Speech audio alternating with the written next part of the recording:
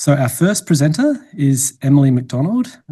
It's great to have Emily joining us from Canada, where she's an Associate Professor of Medicine and the Associate Chair of Quality and Safety at the Department of Medicine at McGill University, an extremely high-performing university when it comes to infectious diseases research and generating some really important clinical practice changing data, which of course then makes its way into the various guidelines that we're going to be talking about today. She has over 150 publications related to medication safety. As a pharmacist, I think that that's fantastic. Congratulations, Emily. And she's the co-founder and board member of the WikiGuidelines and first author of the Endocarditis guidelines.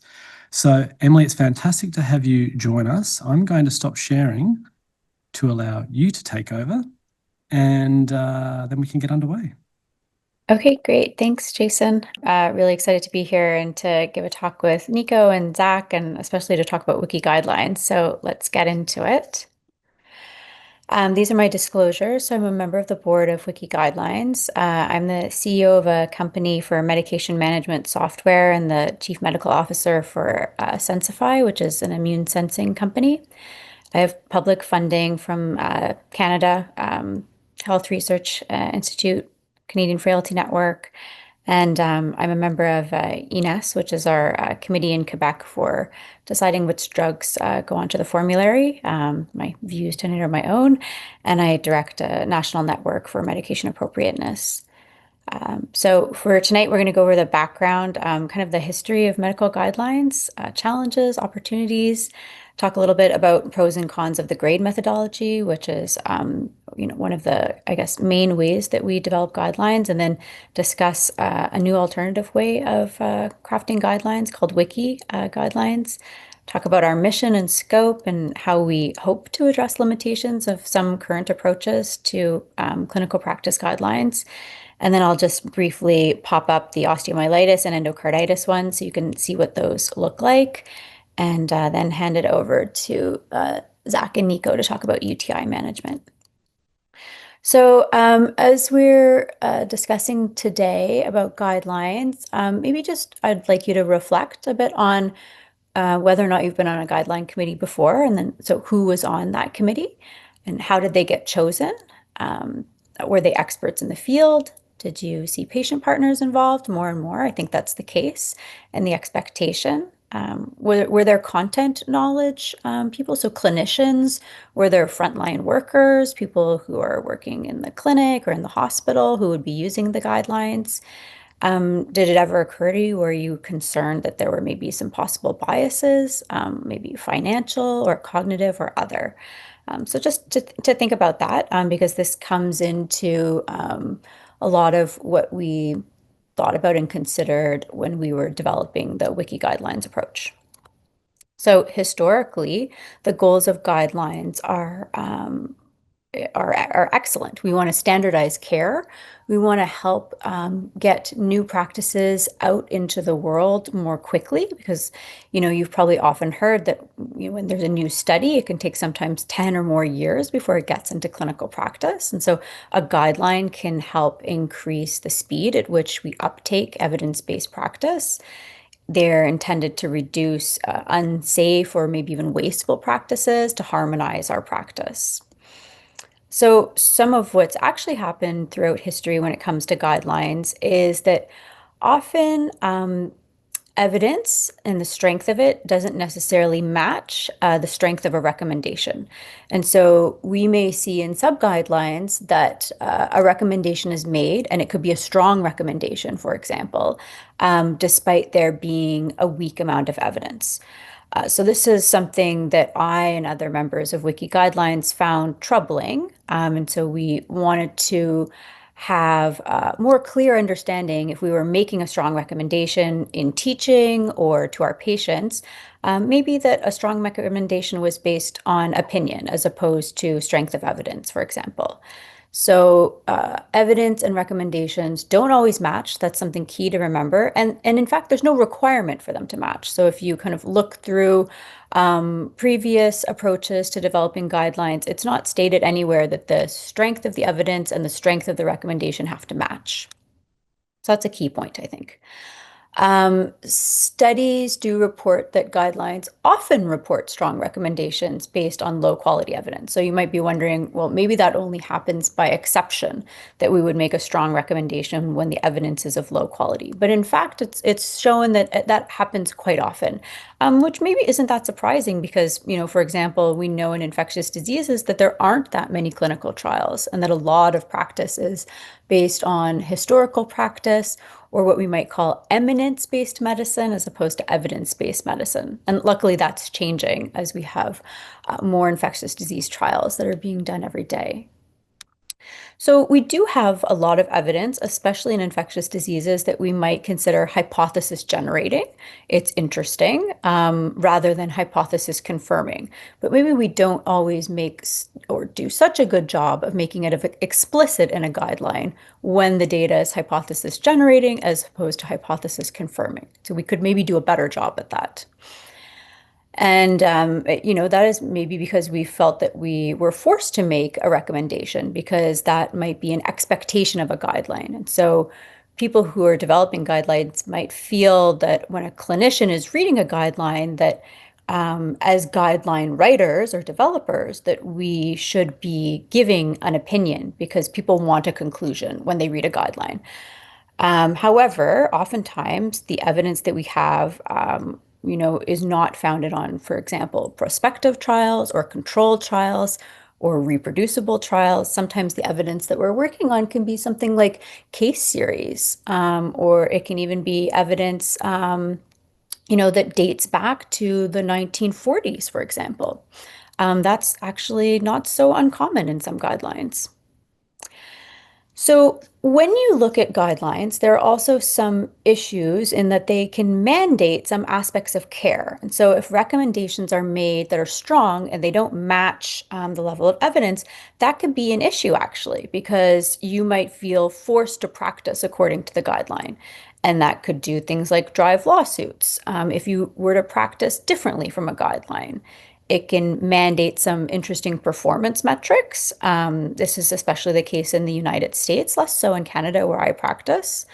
It can change practice standards. You may feel pressure from your peers to practice according to a guideline when maybe you know that the evidence is not that strong and perhaps you practice differently. It can appear in order sets, it can get perpetuated, it can change billing practices, it can affect drug reimbursement. So on the committee where I sit, where we decide which drugs get put onto the formulary, sometimes we're told, well, this drug is already in a guideline, even though we're reviewing a study that shows that it maybe doesn't work that well. And it actually can halt future studies or limit future research. And so if we make a very strong recommendation in a guideline to give a certain treatment, despite there maybe being a lack of evidence, if you go to then try and do a study to generate the evidence, you might have trouble convincing, for example, the Institutional Research Board, because you may have been told that, well, a guideline says that you should be giving this high dose of this medication. And so we can't go against this guideline. So that's some of like the issues that can occur when the strength of the recommendation doesn't necessarily match the evidence. So Brad Spellberg and team have actually spent some time putting together examples of harm and waste that have been caused by prior guideline recommendations that were based on hypothesis generating evidence. And so you can refer to this paper if this is of interest to you, but you can see, there's some pretty classic examples here. For example, prescribing probiotics to patients with C. difficile or adjustment of Vanco doses for certain trough levels, perioperative or preoperative beta blockade for non-cardiac surgery is one that I deal with in internal medicine. Looking at the surviving sepsis guidelines, intensive insulin therapy. So these are examples where these recommendations made it into guidelines, and then subsequently some RCTs found not just no benefit, but also sometimes no benefit in the face of high costs and also sometimes harm, right? Intensive insulin therapy, for example, was leading to harm through low blood sugar. And so that's, when you're developing a guideline and you're choosing what method to follow, you can absolutely follow the GRADE method. But it is true that recommendations can be strong or weak in favor or against an intervention. And that strong recommendations, the interpretation of that is that it should be done for all or almost all persons would choose that intervention. And weak recommendations imply that there is likely to be an important variation in the decision. So that is what is behind those recommendations when they're strong or weak. So we should kind of all be aware of that, especially if it doesn't match the evidence. So this is just some examples of the grade certainty ratings to refresh your memory. And these are some reasons that you could rate evidence down or up. So things like risk of bias can rate your evidence down, or if you had things like a dose response gradient, you could increase your certainty, for example. And there are certainly pros and cons to this methodology. There is some subjectivity in the decisions. It can be complex. It does require sometimes a handbook or a software. Sometimes you have to hire someone to guide you through the methodology. So it's complicated. And I have used grade and I do use grade. So I've used both methods that I'm presenting tonight, both grade and the WikiGuidelines approach when crafting guidelines. But, two people could evaluate the same body of evidence and they might reasonably come to different conclusions about the certainty of that evidence. So there is some subjectivity. But it provides a reproducible and transparent framework when you show your work and you show how you get to that certainty of evidence that could be reproduced. But if you don't show your work, for example, you might come to a different conclusion than I would if you were shown the same evidence. So this is where WikiGuideline enters. It's an international, not-for-profit, crowdsourced approach to the development of guidelines. We've started with infectious disease guidelines, but we're also branching out and we've been approached by other specialty societies who are interested in the approach. And we aim to create guidelines which, again, follow that ideal of standardizing clinical care and getting evidence rapidly into practice, but with the humility of uncertainty. We're ready to admit that sometimes we don't know. So this is our board of directors, and also the steering committee is listed there. And we wanted to include very diverse members on the guideline panels, both generalists and subspecialists. We also have trainees.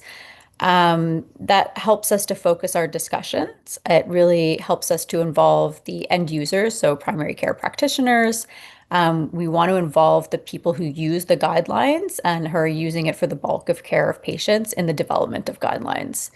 And focusing on these primary care providers can help encourage the tenets of high value care. And we're really aiming to get the right treatment with the best possible outcome for the patient, factoring in cost. So this is sort of Brad Spellberg's paper where he talks about how clinical guidelines really need to delineate when care is known to be superior versus when we believe, but do not have perhaps the level of evidence to support that. And these distinct evidentiary conditions, we should be more explicit and transparent about it. And so if it's an opinion, we should really be saying this is an opinion.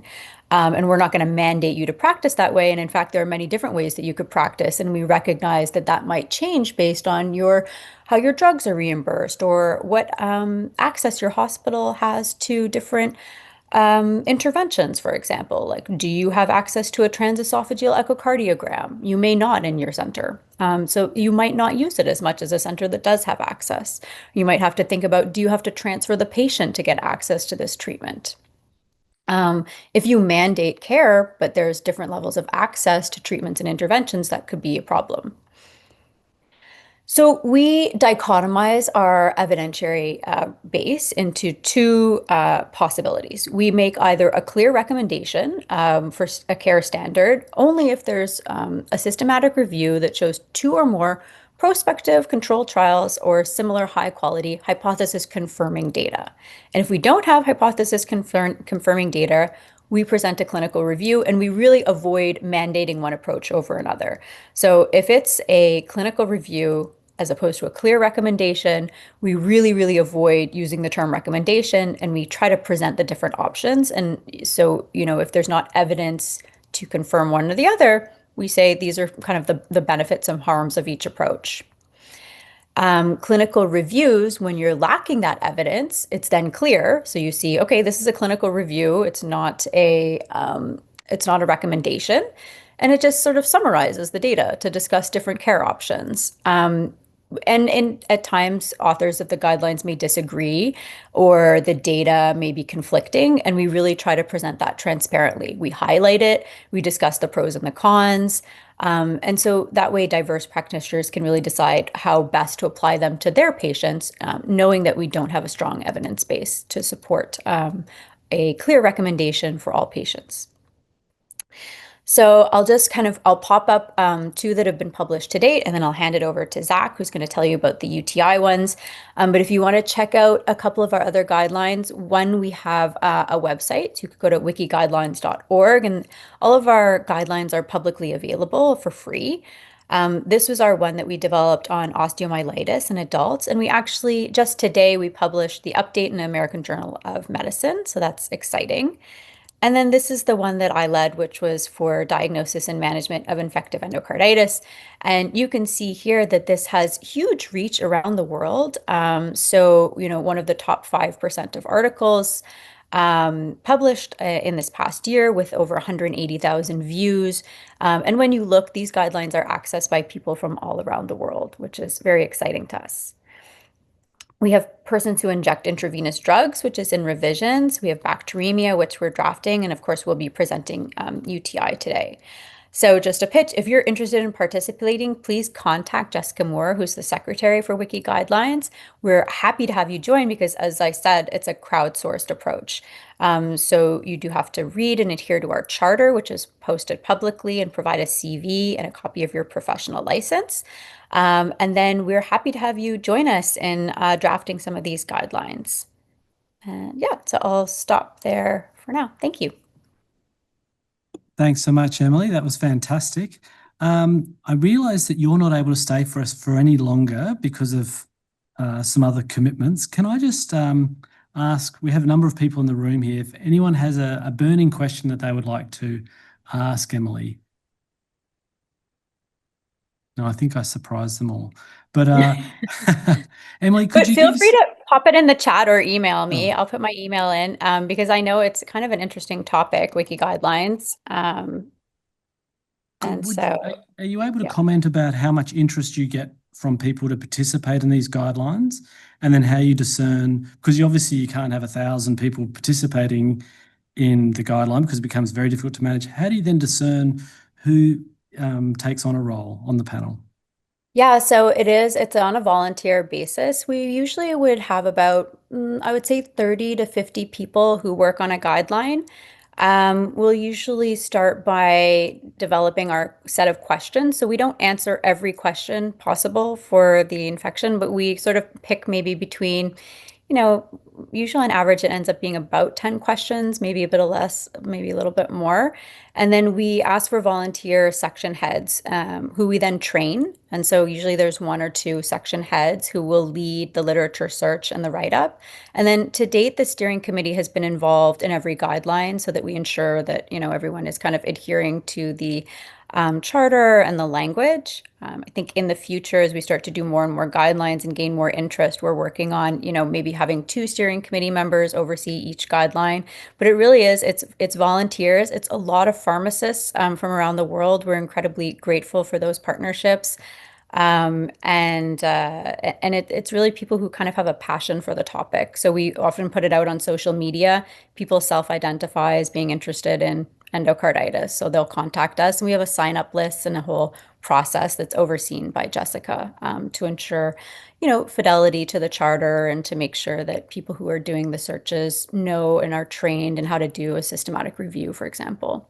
Emily, thank you so much for your presentation and your segue to introduce Zach as a PharmD who's been contributing to one of the guidelines is just perfect. So you're really making my job a lot easier. But thanks so much, Emily. Great. Enjoy the rest of the panel. Bye. Great.